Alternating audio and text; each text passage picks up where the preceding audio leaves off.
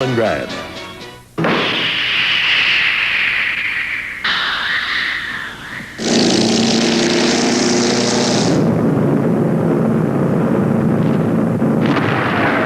The Germans poured fresh divisions into the conflict. At stake was the fate of the Caucasus. In June, the Nazis had attacked with 38 divisions. By the end of September, they had amassed 80. What had begun as an encounter battle had now developed into a battle of attrition. The irresistible force had met the immovable object.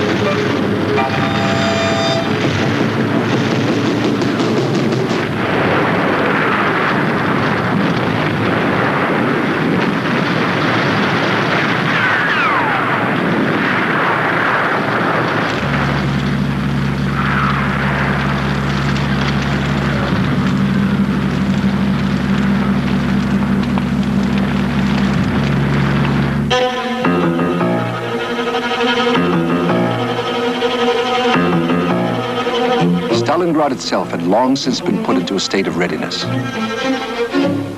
Workers from the great Stalingrad factories joined their militia groups and took up arms.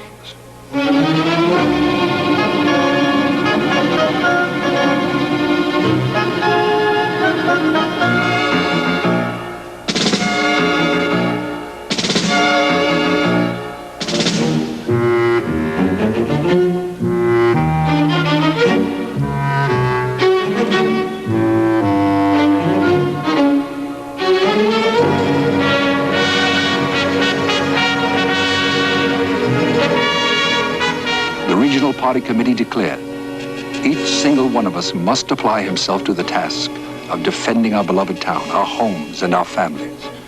Let us barricade every street, transform every district, every block, every house into an impregnable fortress.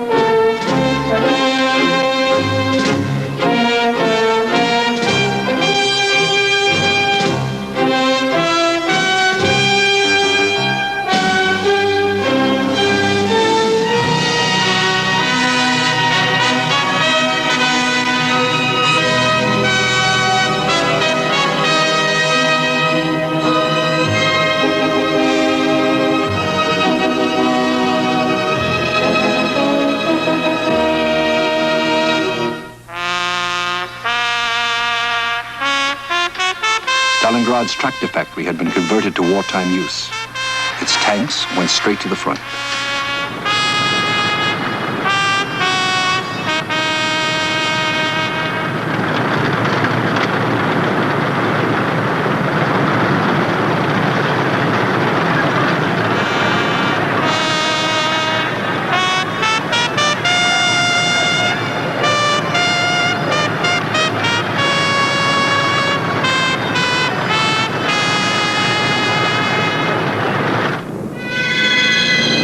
The Germans poured more and more men into the battle, on the ground and from the sky.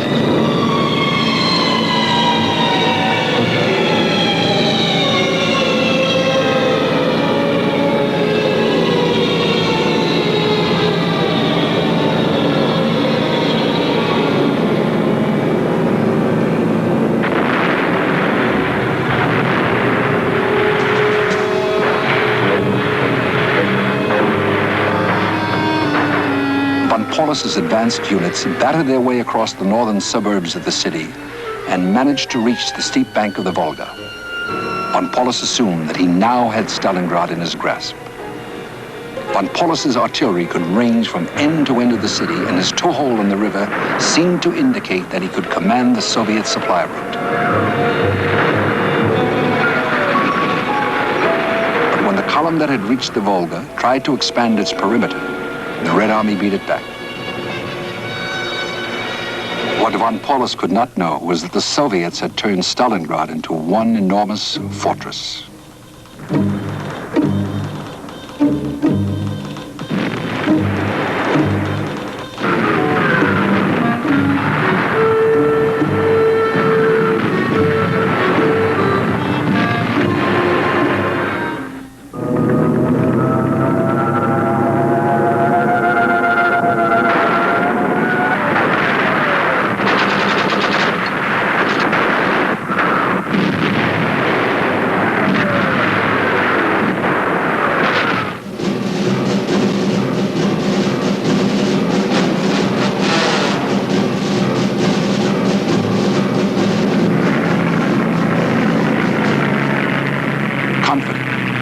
Von Paulus called in the Luftwaffe to deliver the coup de grace.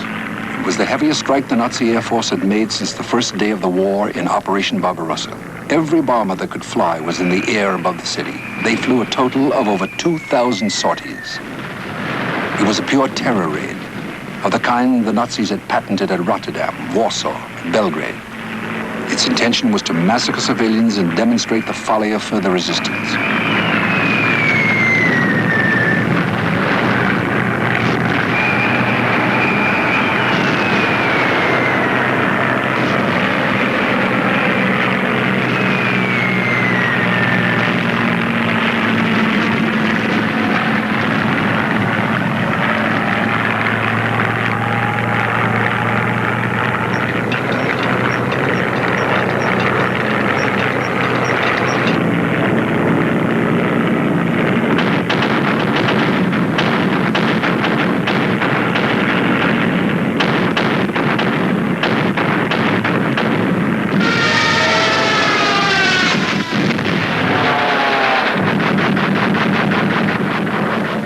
Luftwaffe's high explosives began to pulverize the city, giving the coming battle its best-known characteristic. Stalingrad would be a battle fought in a world of rubble.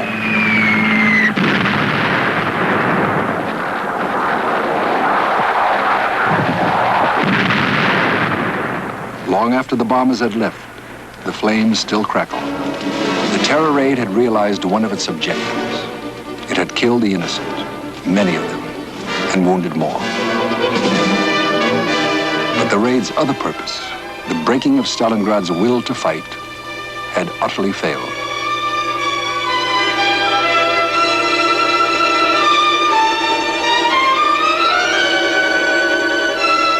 Sadly, the citizens salvaged what was left to them and left their homes. From now on, the streets of Stalingrad would be the province of the soldiers.